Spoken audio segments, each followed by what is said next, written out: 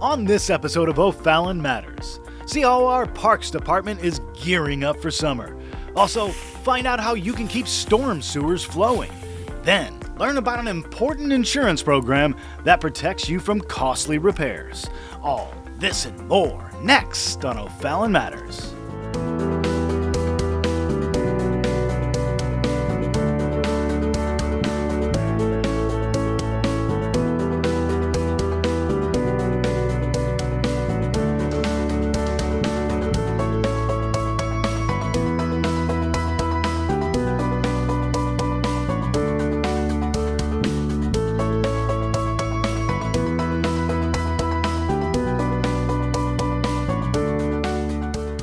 Welcome to O'Fallon Matters. I'm your host, Joe Richter. The City of O'Fallon's Grants and Assistance Program supports development activities to build a stronger and more resilient community. Next on O'Fallon Matters, learn how a small but mighty department makes a difference in our community. Alexis Yeagers and Melissa Hoffman have made it their mission to revitalize neighborhoods and expand affordable housing opportunities for low-income residents. This department has helped thousands of residents with repairs to their homes, along with other important economic initiatives. O'Fallon's Grants and Assistance Office works closely with residents to administer the U.S. Department of Housing and Urban Development's Community Development Block Grant. So through that, we're able to provide options for affordable housing, home repair programs, transportation programs. We're ultimately looking to assist residents in need to ensure that they can remain safely housed here in O'Fallon. We're fortunate to be able to do everything from develop policies and procedures, to work together to develop programs, and then to directly administer programs to our residents. Grants and Assistance also plans a yearly golf tournament. Project Home was founded with one goal in mind: preserving the city of O'Fallon as a great place to live for generations to come. And Project Home is just one of the many programs that is making an impact on our community. We're pretty fortunate in Grants and Assistance to be able to work one-on-one with residents. So they're involved in every step of the way. They're involved in our planning processes in terms of developing what is needed here in O'Fallon within the confines of what's allowed by the federal government. But then also we do get to work directly with a resident in need. So if they have they got written up with the code violation, we're able to come in, instead of making it more of a punitive measure, be able to help them bring their home back up to code. Ensure that they can take care of that issue so that if there are any others, they're more easily able to address those. We're able to help residents stay safely and securely housed through our emergency homeless prevention dollars. We're able to help connect residents with essential living and medical appointments. Rewarding is a word that describes what it's like to be a member of this team. I really like working in the Grants and Assistance Office. It's really rewarding to work with the residents that come to us that need assistance. We're able to provide that assistance. It's also really great that some of the residents that we do help, they tell their friends and family, and then their friends and family contact us. So that's just really rewarding. It's a win-win for the residents. It's a win-win for the city. A lot of the people that we do help are very grateful, and they're also very glad that they live in a city that provides those type of assistance programs for them. I also feel pretty fortunate that we're able to work so closely with area nonprofit organizations. So it's a collaborative effort. Our department is able to really support residents, but it is not in a silo. It's in working closely with other city departments, it's working closely with other social service agencies, housing agencies, faith-based organizations, and just nonprofit organizations in the community, and that's a pretty neat thing that we're able to do that.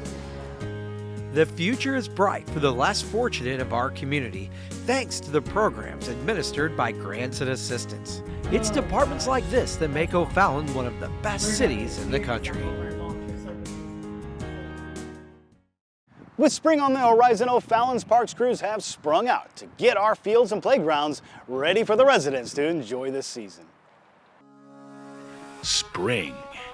It's time to take a breath of fresh air. It's time to get out and play. And for O'Fallon's parks crews, it's time to get to work. We're just getting caught up from winter. It was a rough winter, so we had a lot of snow plowing going on. So staff are doing a lot of tree removal, finishing up those projects. It's better to do those in the winter, but we're just making the best of it. We've also opened up all of our fields now. So nets are going up on soccer goals at Sports Park. Baseball fields are being maintenanced again and opened up. And we did have a project on Diamond E and Ozzie that just finished up. Got all new fence around that ball field, so that's looking real sharp.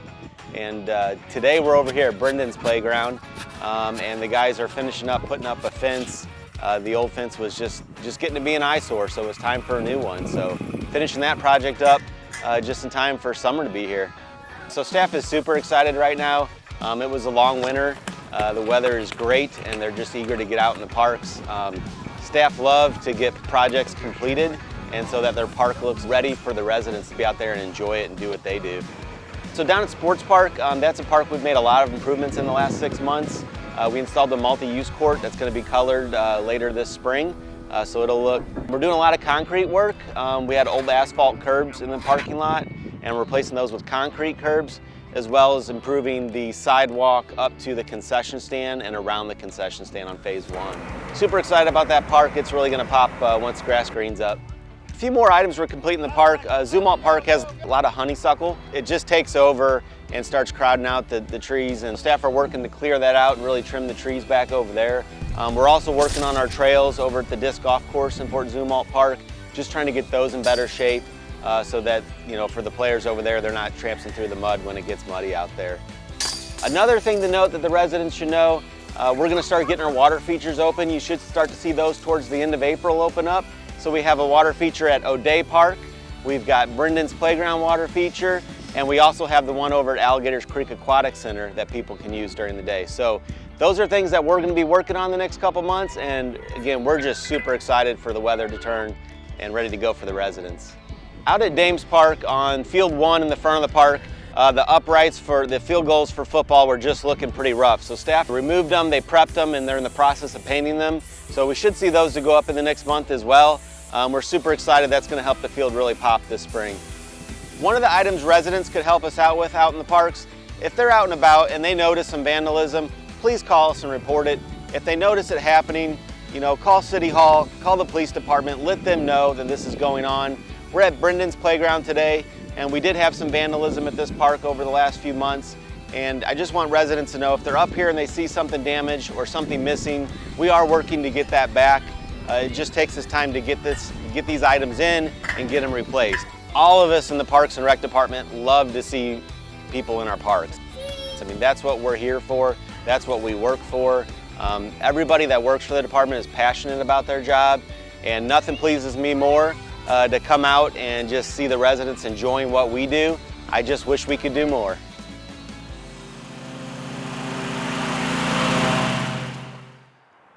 Owning a home can be expensive with all the repairs and maintenance. But it's not just the inside that we have to worry about. Water and sewer lines can break. If broken, it can cost us thousands of dollars to replace. Thankfully, the City of O'Fallon offers residents insurance.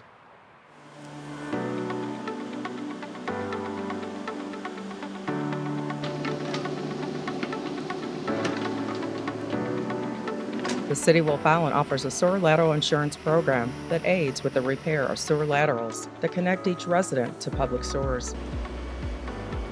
The program covers repairs to the defective portion of the private sewer laterals from the exterior of the building foundation wall to the public sewer system. Root intrusion up to 80%, all required street and sidewalk repairs, driveway replacements associated with the repair, and seed and straw for the yard. After the resident applies for the service, the sewer lateral crew will come out and perform a video inspection of the sewer lateral to verify the nature of the location of the defect. If an eligible defect is found, the city will coordinate with the property owner for the repair.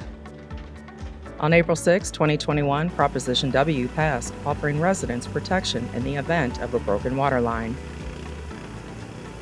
We have a new water service line repair program, and it provides a service for residents that have a leaky water line. It covers repairs to defective portions of a private residential water line service, 1 foot from the wall to the meter pit, including all streets, sidewalks, and driveway replacement associated with the repair, and seed and straw for your yard. Once the resident fills out an application, the water service line repair crew We'll perform a leak check with the customer to determine if the leak is on the service line and the nature and location of the defect. The Water Service Line Repair Program, along with the Sewer Lateral Insurance Program, is funded by residents through an annual fee that is paid when you pay your property taxes. The fee is $30 for sewer lateral repair and $12 for water line repair. When applying for service, an application fee is required. For the water line repair, $350 and $400 for the sewer lateral repair. If you would like to learn more about both programs, visit OFallon.mo.us and click on Services.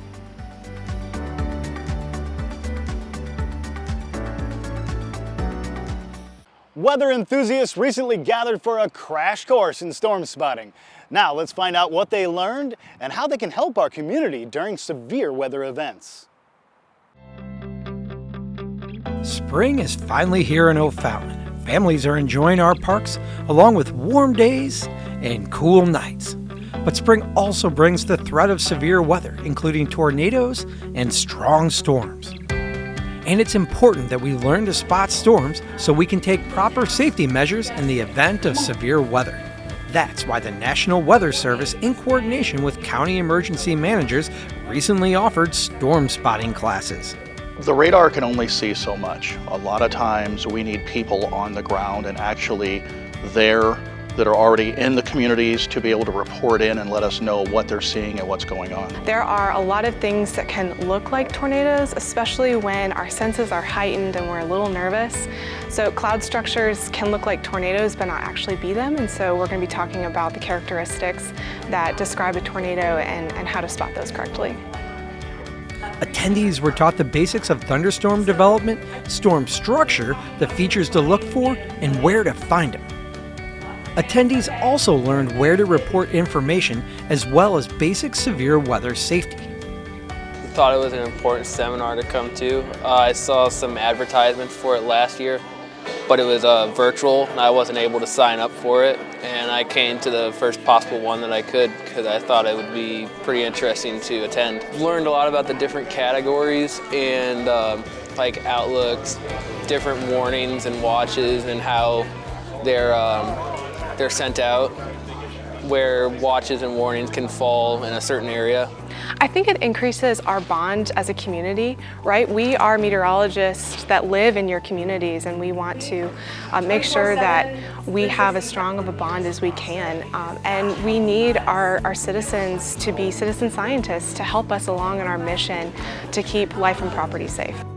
We saw the damage that the December 2021 tornado did to the metropolitan area. Please remember to practice these simple, protective actions when threatened by a tornado.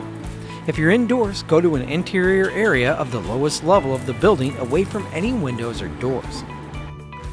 Make yourself as small a target as possible and protect your head. Do not use elevators if you're in a building. The power may go out. If you are driving and there is no time to get to a building, pull over and park. Stay in the vehicle and put your head below the level of the windows. Cover your head with your hands and a blanket if you have one. Or leave your vehicle and lie flat in an area noticeably lower than the level of the roadway. Thanks to the National Weather Service and the St. Charles County Emergency Managers for teaching our residents how to spot a storm. It's good to know that our residents are trained and ready to assist during a severe weather event. Keep storm drains flowing in your neighborhood by following just a few simple tips. Storm drains are designed to capture stormwater runoff and are either located at the curb of the street or in backyards. You can help prevent pollution and clogging of the storm sewer system and protect your property by following these tips that will ensure that our system remains free of debris. Well, storm sewers have openings on either side to allow the rainwater to run into, and if the stormwater can't get into that rainwater, then what we run into is the backing up and the flooding issues that we come across. The ways residents can keep that clear is by, if it gets accumulated with debris, leaves, grass, twigs, sticks, even if it's from a neighboring property, if the storm sewer's on your property, if you could just clear those openings up so the water can get into them, we'll have less chance of flooding and less chance of the system getting clogged and causing flooding elsewhere. So some of the situations we've run into over the many years that we've done this, we have 20+ thousand structures throughout the city of O'Fallon currently. We have run into people depositing not only oil and debris and trash, but we run into carpet pad, which caused a pretty bad clog in a system and flooded 2 roadways and several front yards. We've run into bicycle parts. Sometimes people have put so many grass clippings down in the storm sewers that the grass clippings don't break down enough and clog into them. Leaves are actually pretty bad. When everyone blows their leaves off their yard and blows them into the street and it goes down into the storm sewer, those leaves will clog up and clog over an opening, and they get pretty tight, and it causes everything to back up. We have to be able to access the lids in order to do maintenance on them. So we ask that residents don't stack things on top of them, such as firewood and lawn bags. You can put a pot that can be easily moved or a bird bath that can be easily moved so we can access the system. But beyond that, if we can't and it's too heavy, we can't access the system, we can't prevent and do maintenance on the structures that we need to. Please call the Stormwater Maintenance Division at 636-379-7632 if you have any questions. Remember that taking care of our storm sewers will prevent costly maintenance in the future.